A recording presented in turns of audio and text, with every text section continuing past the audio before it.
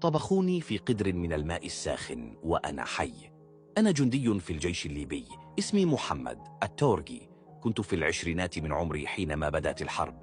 التحقت بالجيش لأنني شعرت أن الوطن يحتاجني، لكن لم أكن أتوقع أن الحرب ستأخذني إلى مكان لم أتخيله أبدا، إلى جحيم لم أتصور وجوده على الأرض. تم قبض علينا في إحدى المعارك، كانت قوات العدو كثيرة ولم نتمكن من الصمود أمامهم. كنا نعتقد أن السجن هو أسوأ ما يمكن أن يحدث لنا، وكنا نتحدث عن معاملة السجناء والإذلال، لكن لم يكن لدينا أدنى فكرة عن الرعب الحقيقي الذي كان ينتظرنا. أخذونا إلى معسكر بعيد، مقيدين ومعصوبي الأعين. لا أزال أذكر رائحة المكان، رائحة الرطوبة والصدأ والعرق. كان هناك صمت ثقيل يغطي الأجواء، لم نكن نسمع سوى صراخ بعيد وأصوات الضحك المتقطع من الحراس. ظننت أنهم سيضعونني في زنزانة ضيقة ويتركونني هناك لأشهر، ربما لسنوات، ولكن في تلك اللحظة لم أكن أعلم أن الأسوأ كان في انتظاري.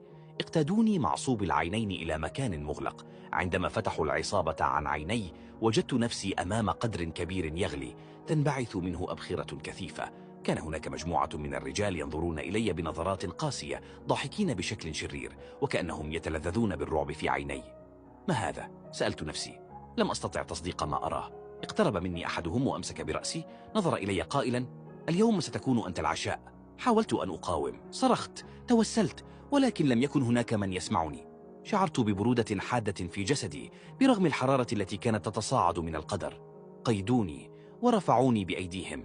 شعرت بحرارة الماء تغمر قدمي. كان الألم لا يطاق، وكأن آلاف السكاكين تغرس في جلدي. حاولت الصراخ لكن لم يخرج صوتي. كنت أرى وجوههم تبتسم، تضحك، وهم يشاهدونني أتلوى من الألم. لم أعد أشعر بشيء سوى النار التي تأكلني. كانت الدقائق تمر كأنها ساعات. لم أستطع التفكير، لم أعد أفهم ما يحدث حولي. وهكذا انتهى بي الحال في قدر يغلي بين أيدي أناس فقدوا إنسانيتهم.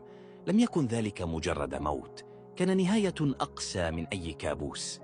لم أعد أشعر بجسدي، لم أعد أشعر بشيء، فقط الظلام ثم لا شيء.